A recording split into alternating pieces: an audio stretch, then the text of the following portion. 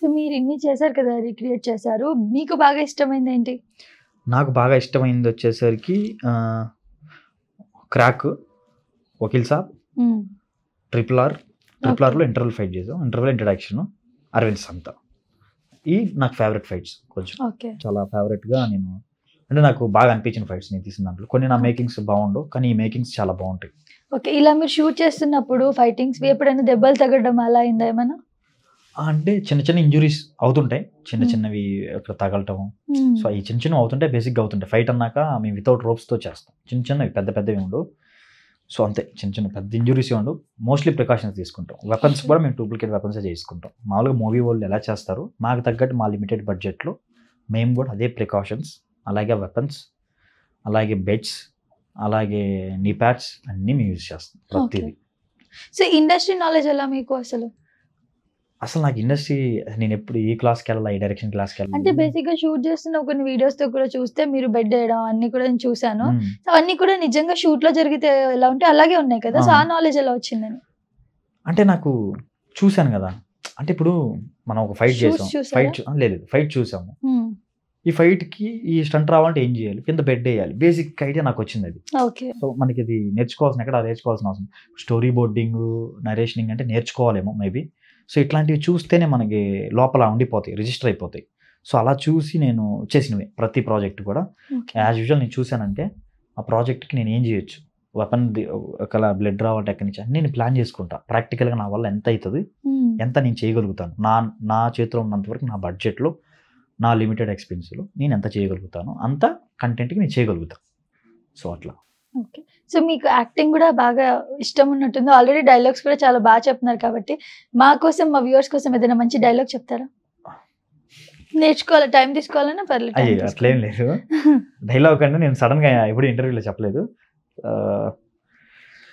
Pushpa dialogue ఉంది, ఆ పుష్ప చెప్తాను. విత్ యాక్టింగ్ చెప్పాలి. With acting.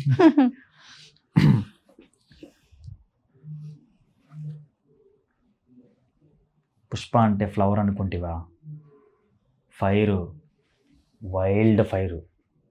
సో ఇది Pushpa dialogue, Pushpa 2 dialogue. So అంటే మేము ఏంటంటే బాగా ప్రాక్టీస్ చేసి, మాకు డైలాగ్ బయటికి చెప్పం, రీక్రియేషన్ చేసేటప్పుడు బయటికి చెప్పం, నోట్లోనే అక్కడ బ్యాక్గ్రౌండ్ వాయిస్ వస్తుంది, మేము ఇక్కడ ఇన్నర్ వాయిస్ ఇచ్చేస్తాం. సో మా ప్రతి రీక్రియేషన్లో అలానే ఉంటుంది. సో నా వాయిస్ కొత్తగా అనిపించుండొచ్చు, క్షమించండి. ఓకే, సో ఇంకా టీమ్ మెంబర్స్ ఎవరెవరు ఉన్నారు ఏంటి? టీంలో కూడా మీకు ఇష్టమైన వాళ్ళు ఉంటారు కదా? టీంలో నాకు ఇష్టమైన వాళ్ళు అంటే టెక్నికల్ టీం పక్కన పెడితే నాకు బాగా ఇష్టమైన వాళ్ళు, నాకు బాగా అన్ని పనిచేసేవాళ్ళు వినయ్, ఫరీద్, సూర్య, గుమ్మడి సాయి. ఓకే, సో వీళ్ళందరూ నాకు బాగా, గుమ్మడి సాయి అంటే సినిమాటోగ్రఫర్ మెయిన్గా ఉంటారు, అసోసియేట్గా ఉంటారు. సో వీళ్ళు నాకు చాలా ఫేవరెట్. అంటే అన్ని వర్క్స్ ఏది మీద వేసుకొని చేస్తారు. అంటే నేనున్నాను, ఎన్ని వర్క్స్ మళ్ళీ ఈ మన స్క్రీన్ మీద కనపడతాం, మనం డైరెక్షన్ చేస్తాం, బట్ ఇవి కాకుండా చాలా ఉంటాయి కదా వర్క్స్, షూటింగ్ అని అన్నీ హ్యాండిల్ చేస్తారు ప్రతిదీ. సో రిసీవ్ చేసుకోవటం, సినిమాటోగ్రఫర్ పరంగా సాగరాన్ కింద గుమ్మడి సాయి చాలా నీట్గా వర్క్ చేసి, ఆయన బాగా కష్టపడి సాగర్ అని చెప్పింది. అంటే ఫ్రేమింగ్స్ అంత అద్భుతంగా వస్తున్నాయి అంటే సాగర్ అన్న, గుమ్మడి సాయి ఎఫర్ట్స్ ఉంటుంది వెనకాల, చాలా ఎఫర్ట్స్ పెట్టి చేస్తారు. సో ప్రతిదీ నా కింద నాతో మాత్రం వినయ్, ఫరీద్, సూర్య, వెంకీ నలుగురు బాగా పనిచేస్తారు నా కోసమే పనిచేస్తారు, రెమ్యునరేషన్ ఎవరు కాదు.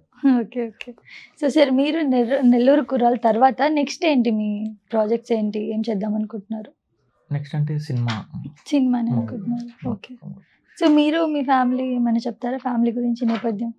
మా ఫ్యామిలీ వచ్చేసి నాకు బ్రదర్ ఉన్నాడు, మా తమ్ముడు ఉన్నాడు, సాఫ్ట్వేర్ డిలైట్లో జాబ్ చేస్తారు. కొంచెం మా బ్రదర్ కొంచెం సపోర్ట్ ఉంటారు. సో ఈ ఫీల్డ్కి సంబంధించి ప్రతి ఒక్కటి చెప్తా ఉంటాడు. అండ్ అమ్మ నాన్న? మా డాడీ వచ్చేసి బిజినెస్ చూసుకుంటూ ఉంటారు. ఓకే, అమ్మ హౌస్ వైఫ్. వాళ్ళ ఫ్యామిలీ సపోర్ట్ ఉందా? బాగానే ఫ్యామిలీ సపోర్ట్ అంటే స్టార్టింగ్ లో ఉండేది కాదు, మనకి ఎందుకు ఇవన్నీ అన్ని అంటా ఉంటారు.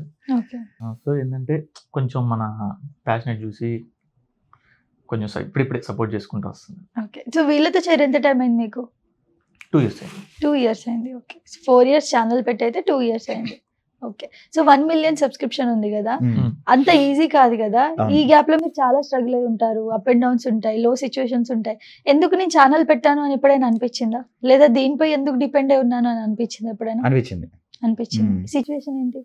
సిచ్యువేషన్స్ అంటే ఇప్పుడు మన ఎంటర్టైన్మెంట్ కంటెంట్ అంటే మనకు రెవెన్యూ కావాలి కంటెంట్ చేయాలంటే. మ్మ్. మన దగ్గర అంత పెద్ద ఛానల్ ఉంది, ఏ కంటెంట్ పెడితే దానికి వాల్యూ ఉండదు.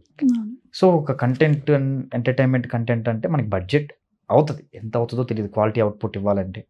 ఆ బడ్జెట్ మన దగ్గర లేనప్పుడు, మన కంటెంట్ చేయలేనప్పుడు వన్స్ ఒకసారి ముందుకు వచ్చేసాం, మళ్ళీ వెనక్కి వెళ్ళి కూలి పని చేసుకోవడం చాలా కష్టమైంది, ఎవరికి అవ్వదు అది.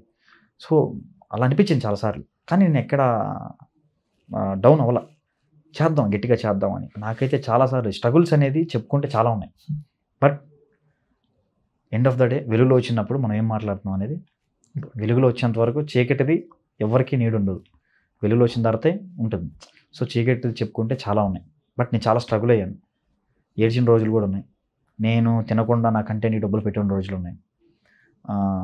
నేను అసలు ఒక కంటెంట్ ఎంత అమౌంట్ పెట్టేసి లాస్ అయిపోయి ప్రక్క రోజు బాధపడ్డ రోజులు ఉన్నాయి. తర్వాత ఏం చేయాలన్నా మళ్ళీ లేచిన రోజులు ఉన్నాయి.